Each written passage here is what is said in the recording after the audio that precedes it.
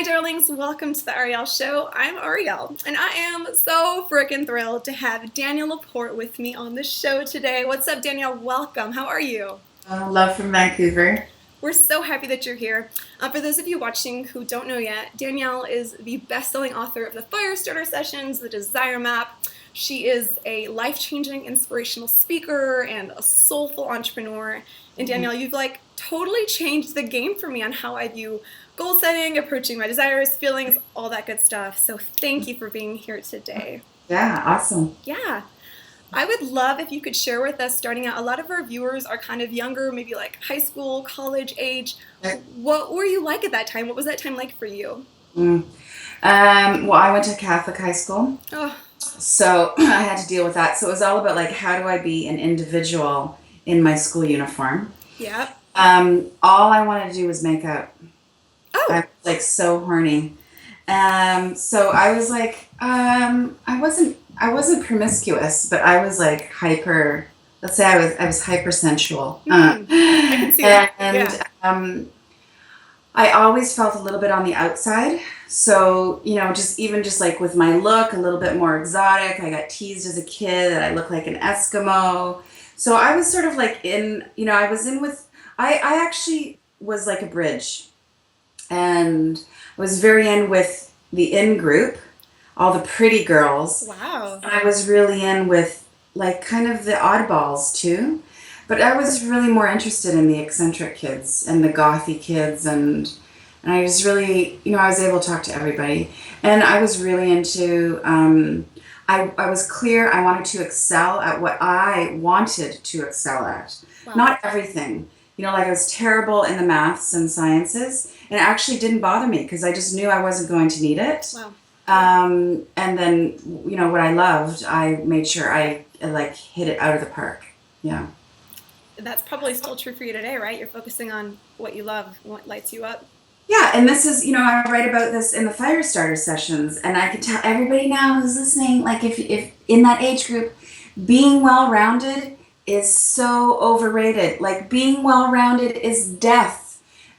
Just, and what you love is going to change, but really love what you love. And if I would have tried to be, even as I got into my career and I progressed, if I tried to be well-rounded and write in a way that was less offensive to some people, less spiritual, less cosmic, less fuck you, less that, I wouldn't be who I am. And if you try to fit, you round out your edges, you remove your spice, you become vanilla. You're going to end up and you're going to be 40 and you'll have 2 kids, and you'll be overweight and you'll be on Prozac. And, you might be married to someone who at once upon a time rocked your world, but things are a little stale right now. You haven't really had hot sex in a long time. And you get there through a series of choices to be yourself fully or not. And guess what? Being yourself, not easy. So, there's a lot of motivational speakers out there. I don't even like to label myself as a motivational speaker. But, it's all about being fearless. First of all, there's no such thing as fearless. Everybody has fear. And it's all about being yourself. And they make being yourself sound so easy. And it isn't. I mean, I'm the age that I'm at. I'm the level that I'm at in my industry, in my space. And I still have to sweat sometimes to be myself. Yeah. Wow. High school is like a perfect learning ground for figuring that out, and also a pretty freaky one to figure that out. At Yeah. that time, did you ever think that what you're doing today was what you'd be doing? No. I knew that I would feel this way. I always felt like I would have a public profile, that I would be creatively free.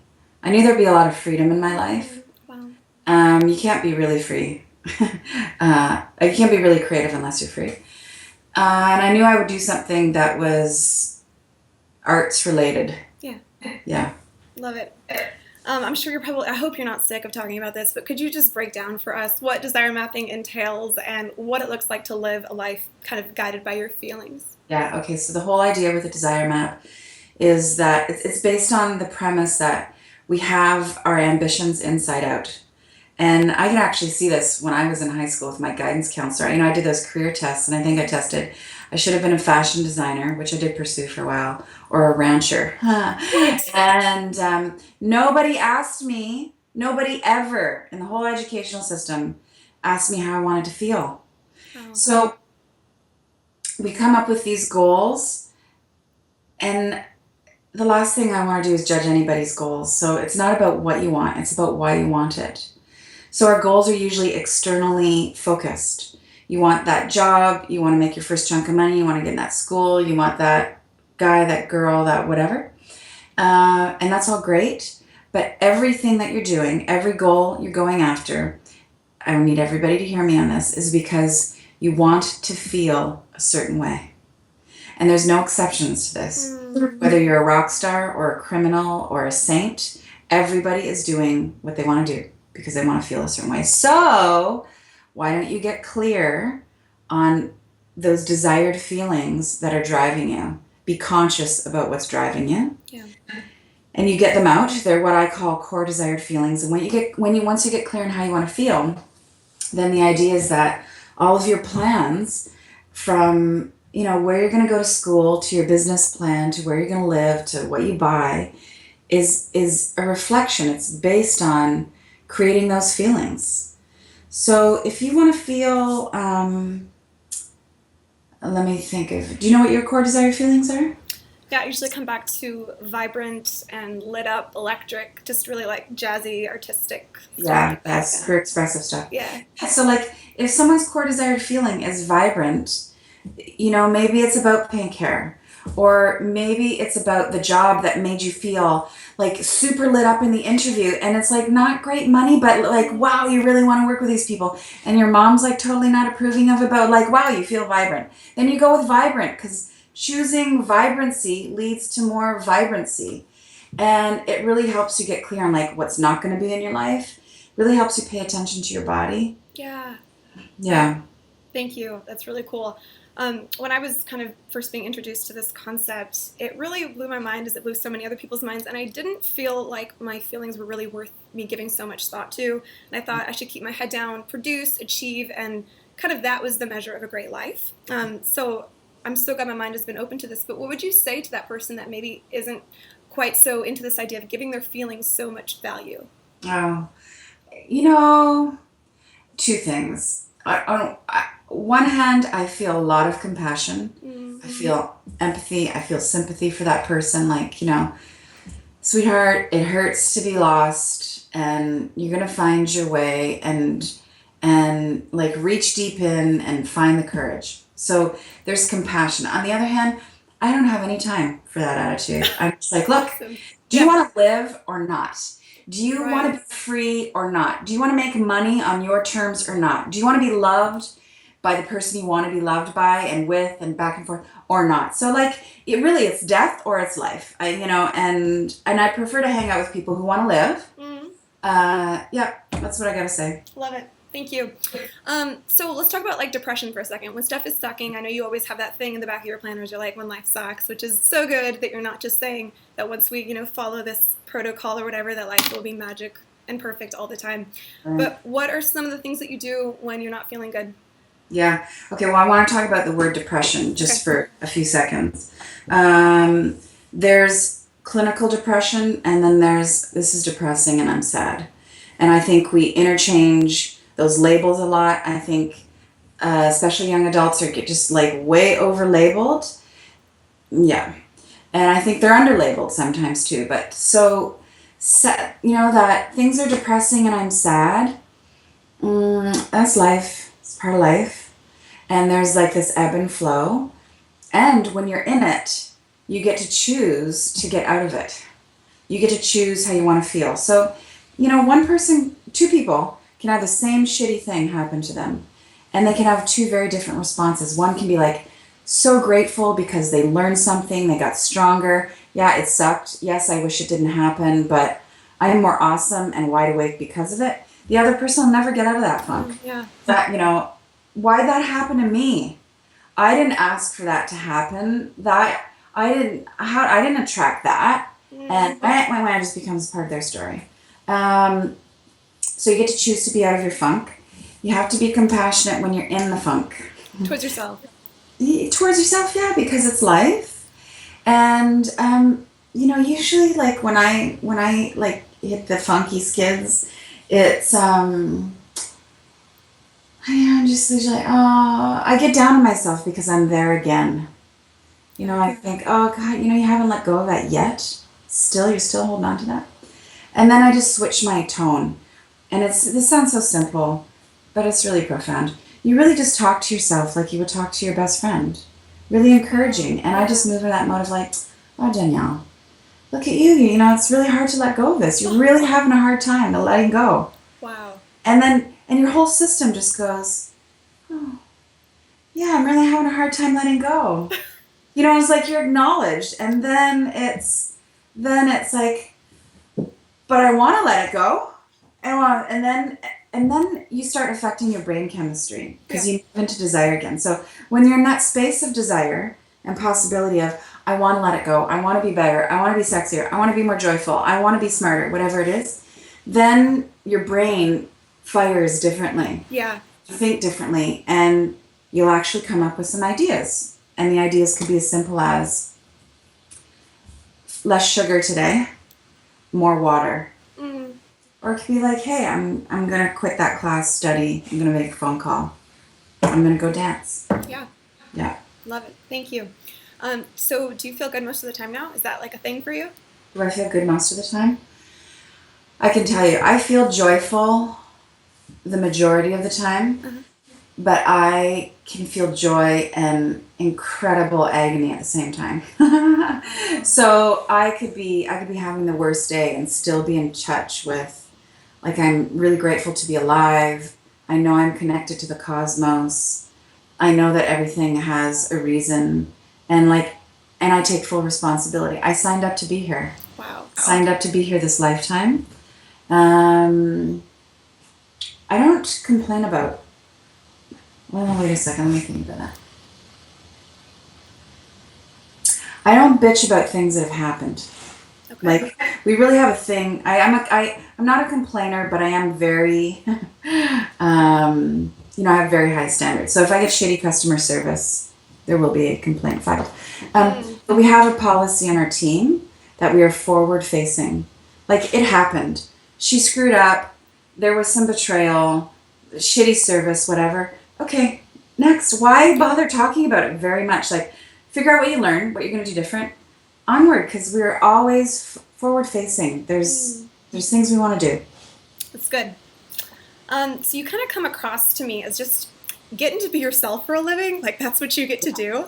And for the dreamers out there that want to be like full-time artists, full-time creators, what do you have for us? Yeah. I was just thinking about that. I was making lunch before we got on Skype, and I was thinking about tone.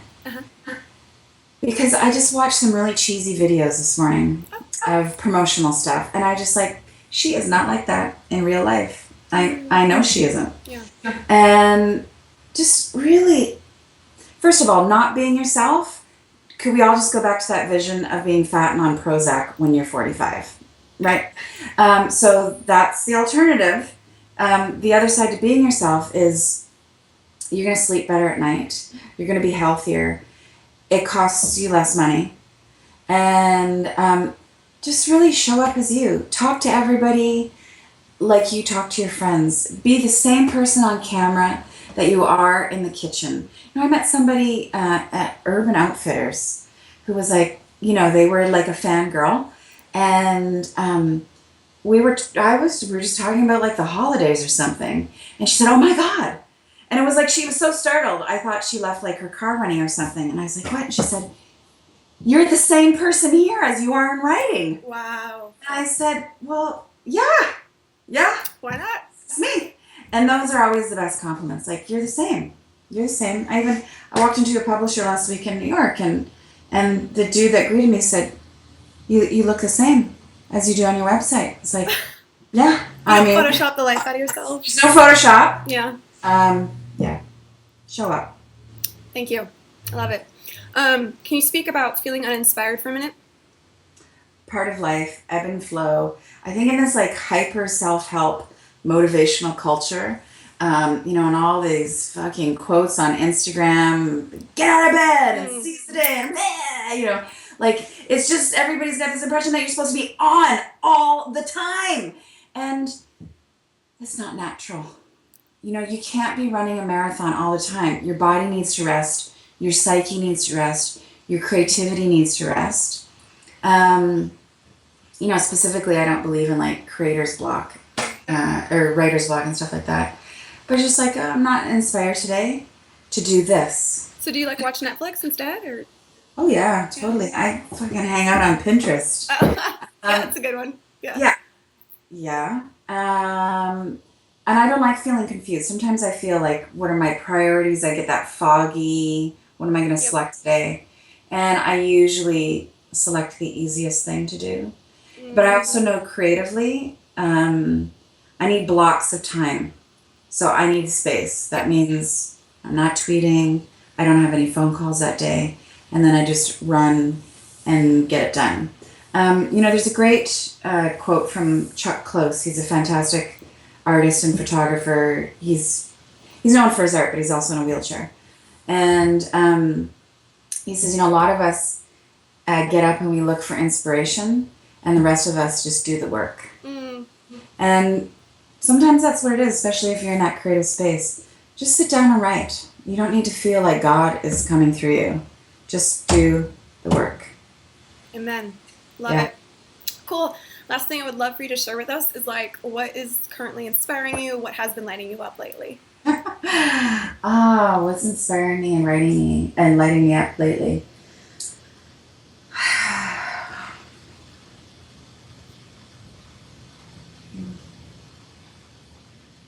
It's funny, that's such I just feel inspired to do my work. Wow. That's cool. That's convenient. Yeah, it's convenient. I'm actually on an inspiration fast in a way right now. Started to write a new book. I don't want to be influenced by other people's stuff. Yeah. So I won't be reading any self-help stuff for a while. I'll read other stuff. I'll watch like a lot of documentaries. But I don't want to hang out too much in my, with my peers in my space. Yeah. So I want to know when I say something, it's coming completely from me and the cosmos. And I get it out, and if it sounds like somebody else afterwards, I know it was all me. Yeah. Super organic. It's cool. Yeah. Oh, Danielle, thank you so much. This is such a treat. You are vibrant. You are electric. Yeah. Thank you. I appreciate that. I'll take it. Take it. Thanks for watching today, guys. Be sure to head to DanielleLaPorte.com. That is like my favorite website to check out when I'm bored, when I'm feeling uninspired. That's where I like to go. So you go to Pinterest and I go check out your website. And be sure to pick up the Desire Map. Bam. It'll change your life. And I love you guys so much. I'll see you next week. Bye.